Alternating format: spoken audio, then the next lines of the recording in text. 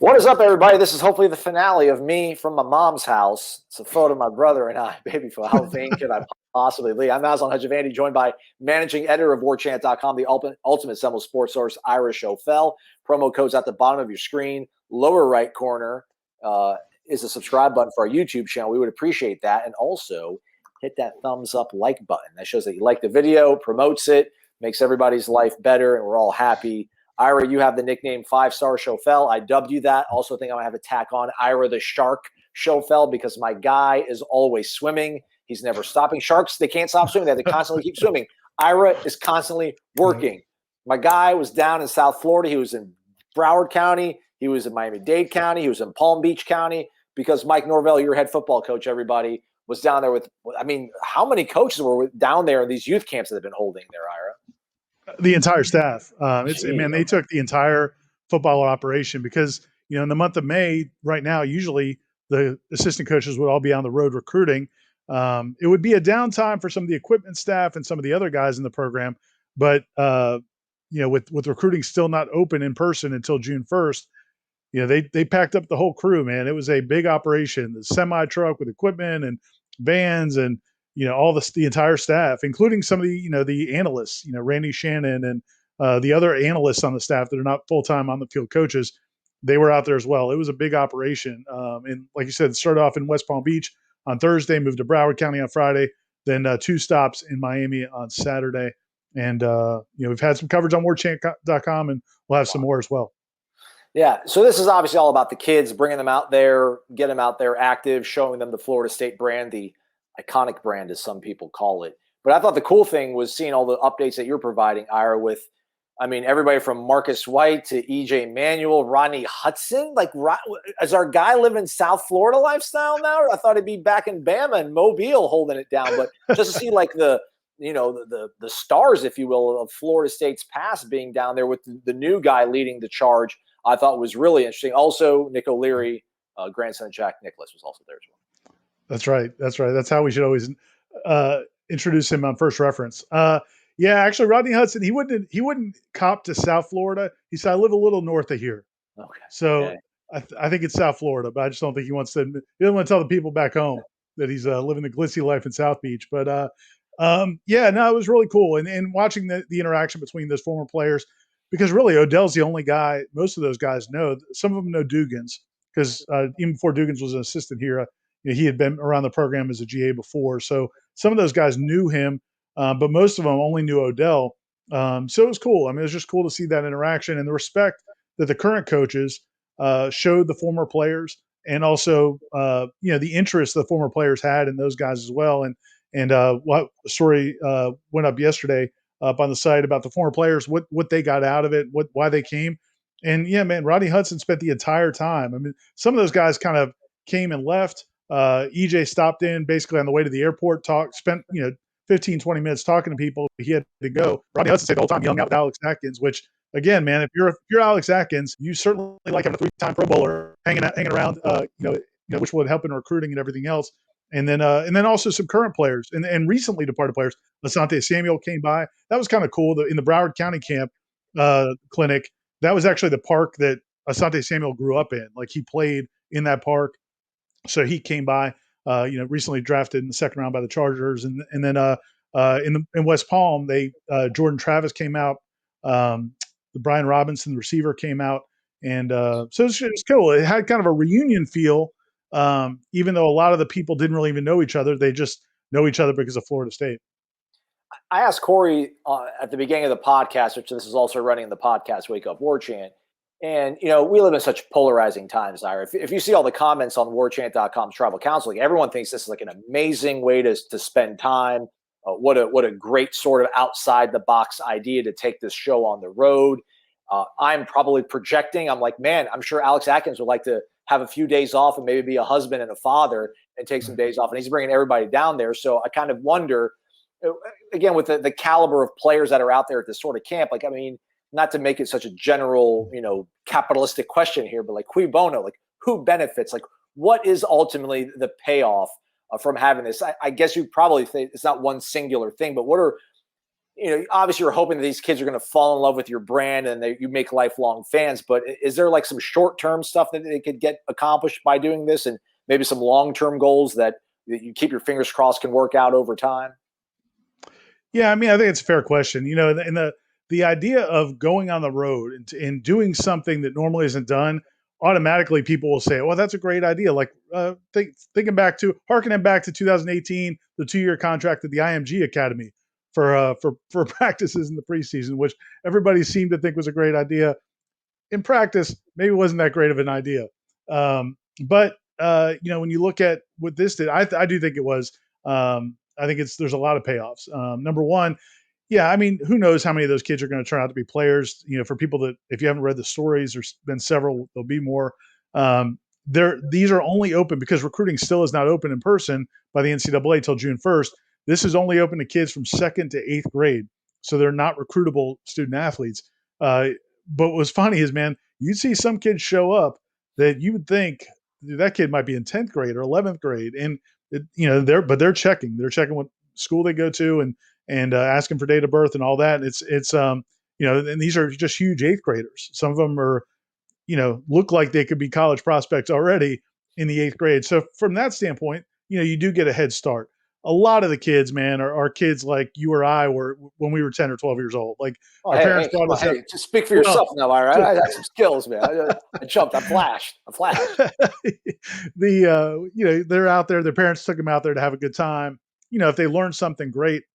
But I'll tell you what, man, the coaches, they impressed me. I mean, because they worked it like they were working the regular camp. I mean, Odell's got kids doing push-ups if they miss a step in the ladder drill, and they're really really trying to teach. There was a few young ladies that came out because they're flag football players, and they still made them go through the tackling dummy drill where they have to hit the tackling dummy, and they're correcting her on which side her head should be on of the tackling dummy.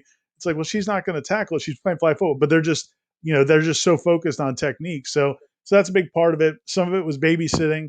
Kids have to go to the 7-year-old kid has to go to the bathroom, so a GA has to run this kid to the bathroom and stuff like that. But from a short-term impact, I think the only real relevance to it is bringing the presence of Florida State to South Florida. I was talking to somebody down there who's in the circles of high school athletics and college athletics, in South Florida and high school athletics. And I was told that the Miami staff wasn't real thrilled about this endeavor. Not real fired up that Florida State was spending 3 days on their home turf, with their coaches. And, while they couldn't interact with any legitimate college prospects, everybody, people know they're down there, and, there might be either word of mouth. And you even did have some high school coaches came out. They just weren't allowed to interact with the FSU staff. So because this time it's a dead period, a few of the coaches from St. Thomas Aquinas and a couple other schools, which obviously are huge powers, came out and just observed from the periphery and just kind of check things out. So it's a just like any community, if you see a school coming down to give to your kids to provide a free service, Florida State spent this money to come down there. These kids are not paying anything. It was a free clinic. They're giving this outreach to the community. How could those coaches not feel like, okay, that's a good thing? That's something we appreciate you doing for our community. And so it's going to pay some short-term dividends, but I really think the biggest dividends are the long-term, which I think is pretty cool that Mike Norvell and his staff are thinking long-term, because as we all know in this business, that's not really the focus for most coaches. It's about, how can I win? What can I do today to help me win in September, not 4 or 5, 6 years down the road. And to your point, you mentioned, being able to kind of showcase your skills, at least this coaching staff, to the high school coaches. That was one of the things that I think we felt good about when this hire was made, is just how sort of detail oriented and meticulous and passionate, guys like Dillingham are when talking about offensive football, and Mike Norvell is when talking about football. When a high school coach from a program like St. Thomas Aquinas can see that in play, they know in good faith they can kind of recommend that to their players. If their player has a coach or a question, hey coach, like what do you think about Florida State? Like they offered me, like, well, I've seen him actually coach hands on, and I think he's a good tactician or technician or things like that. So hopefully that's one of the things that can kind of pay off instantly as they continue to try to work around this whole dead period, which is going to be over by by the end of this month, and then June 1st we're back to normal, Ira? Yeah, June 1st is it's going to be it's going to be a circus in college football recruiting because this it's like if you had a hose clamped down with the water on high for a year and 3 months, and then it just all of a sudden you just rip it open, and kids are going to be going everywhere. Colleges are going to be, and there's going to be huge competition to get the college recruitable kids, ninth through 12th graders on everybody's campus. Norvell's got a bunch of camps coming to Tallahassee, which we'll be covering as well. But these clinics are going to continue now, as you got that list up there. They're going to have clinics throughout the state. And one of the cool things talking to some people around the program is, if you look at that list of schools, there are some list of areas. There are some areas in the state that are very talent rich that maybe aren't on that list. They really went for kind of population basis, best I can tell. They're trying to, get the word out that good things are happening in Florida State and reaching as many people as possible, not just going over, they didn't just set up a camp at Madison County or, at another hotbed, Pahokee, or a hotbed of talent in the state. They picked bigger areas where, they can reach a lot of people with the brand of Florida State in a positive way. And I think, again, man, I'm impressed with that approach. We'll see if it pays off, but I think it comes from a good place. And then you mentioned they'll have camps in Tallahassee, like their big man camp for linemen, and then 7-on-7 and that kind of stuff too. And then that mega satellite camp's also coming up in June. Yeah, and I heard, this is anecdotal. I haven't seen the numbers, but somebody told me they already have about 1,000 kids signed up for that June 6th mega camp, which is where they're bringing in college coaches from 50 or more colleges around the country. A lot of them are smaller colleges, Division II, Division III. So this is a chance for a young football player in Tallahassee or the surrounding area, maybe across to Jacksonville or down to Orlando or wherever, to come up to this one central place and basically show what they can do in a camp setting where there's going to be, and I think they're doing 40 testing, some combine type drills for college coaches at all levels. So you'll have some of FSU's top recruits who are going to be there, but then you're also going to have people in the area that this is going to benefit that are not necessarily on Florida State's radar, which kind of goes to that same point of trying to give back more than just kind of taking for whatever's going to help this team win. One other thing I want to talk about the former players real quick is because you talked about learning these guys and the high school coaches seeing these guys coach and getting a feel for them. Also, I think it was important for those former players to see it. So you've got, EJ Manuel talked to Kenny Dillingham for a good little while. I wish Rodney Hudson played for you. You sound really cool and nice. You would have been nice to come back and talk to on the sidelines after a pick. The whole time he's just like, let me tell you about Jimbo. Rodney Hudson talking to Atkins for that whole time. You had, Marlon Green, who played in the 90s. He was there. He got to talk to some of the defensive coaches. I mean, so that part of it, Marcus White, who played defensive end, was there talking to Odell and some of the other guys. Having those guys to feel good about the direction of the program is important as well. Now, if you go 3-6, that's all going to go by the wayside. But if they, there were positive connections between this coaching staff and those former players, which could pay dividends in the future as well. One thing we've seen a lot of is a lot of former players now have kids that are coming up that are recruits, and also a lot of them are involved in training and mentoring other young people. And them feeling good about Florida State is only good for Florida State football. I guess there should be, my last thought on this, as you were talking about, the former players coming to watch this, is that the one thing that you can say almost without a shadow of doubt is that this staff, this program now, is at least they're positioned to take advantage of any success that they do have. They've created so much, they're creating as much momentum as they can so that they do beat Notre Dame week 1. If they do start off 5-0 or whatever, like they're in a position to take advantage of any success they get on the football field, because it takes inertia to get these things going. I mean, imagine like having a surprising 9-3 season and then trying to capitalize off of it without having these plans in place, these camps that have been made, and these sort of things that people are probably going to grow accustomed to with this coaching staff because they are so proactive with things. So hopefully it does work out. They're planting all these seeds, and if they do hit gold this season, they'll be ready to kind of keep pushing and just make everything in the past kind of forgotten and focus on the future. So that's kind of a cool thing. So hopefully it does work out. Well, that's a great point. I mean, if again, at the end of the day, what happens in the fall is going to determine. But you're right. I mean, this kind of fertilizes everything so that it can grow if that happens, if they do hit it in the fall. And that's, talking to people around the program, and obviously, the staff members and coaches, they can't talk about specific recruits, but just you get a sense they're very excited, they're very confident, and very excited about what they've got going on in recruiting.